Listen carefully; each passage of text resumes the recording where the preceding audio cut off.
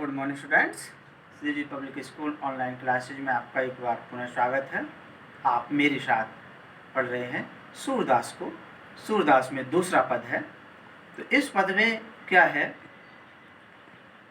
कि उद्धव जब गोपियों को निर्गुण ब्रह्म की भक्ति का संदेश देने के लिए आते हैं तो गोपियां उनको निरुत्तर कर देती हैं और कहती हैं कि हे उद्धव, तुम जो ये योग का संदेश हमारे लिए लेकर आए हो, ये तो एक ऐसी बीमारी है हमारे लिए, ऐसी व्याधि है कि जिसे ना तो हमने कभी सुना है, ना देखा है, ना कभी अपने शरीर पर भोगा है। इसलिए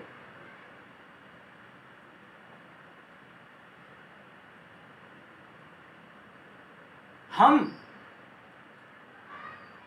जिधर से अपनी रक्षा की गुहार लगा रही थी उधर से ही हमें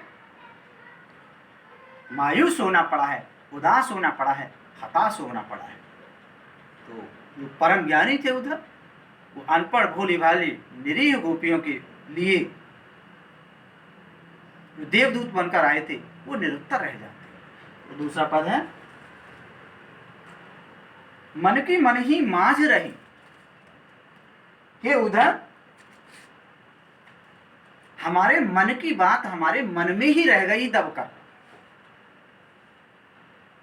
हे उद्धव, हमारे मन में जो बात थी वो मन की बात हमारे मन में ही दबकर रह गई है।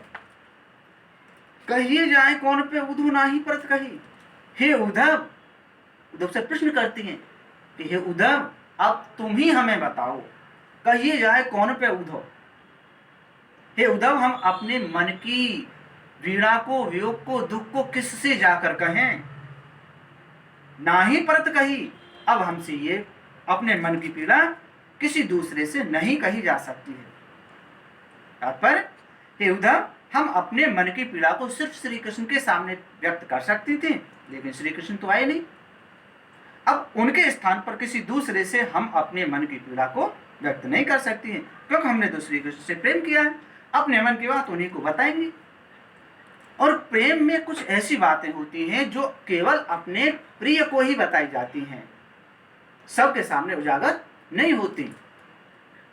अवध आधार आस आवन की तन मन बिथा सही।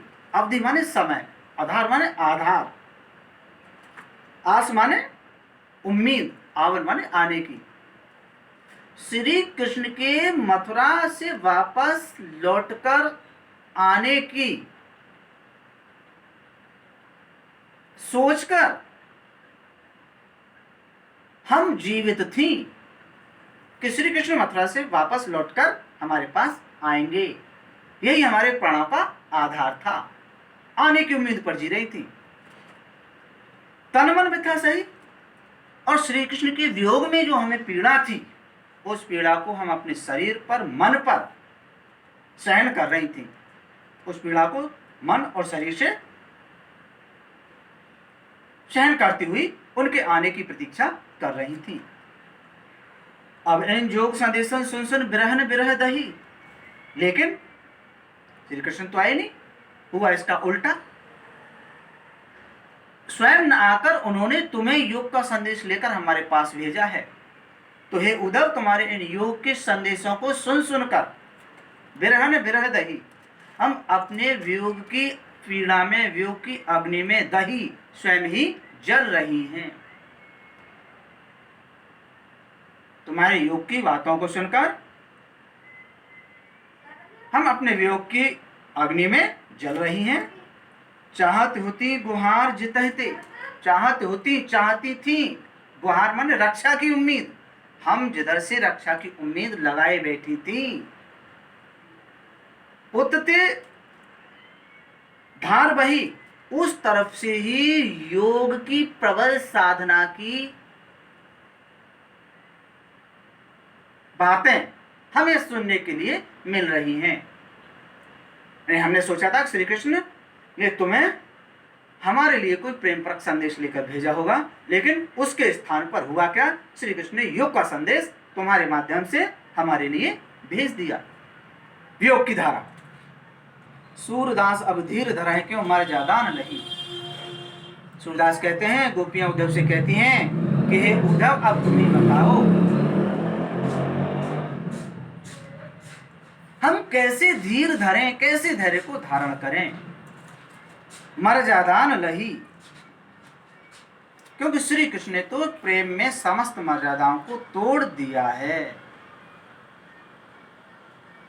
यदि वो प्रेम के महत्व को जानते तो या तो स्वयं आते या अपना कोई संदेश लेकर भेजते। प्रेमयुक्त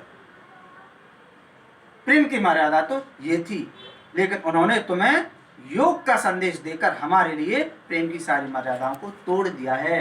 अब उद्धव हो जाते हैं निरुत्तर और चुपचाप गोपियों की बात को सुनते हैं। पद यहीं समाप्त होता है। तीसरा पद चौथी वीडियो में आपके सामने रखेंगे। Thank you.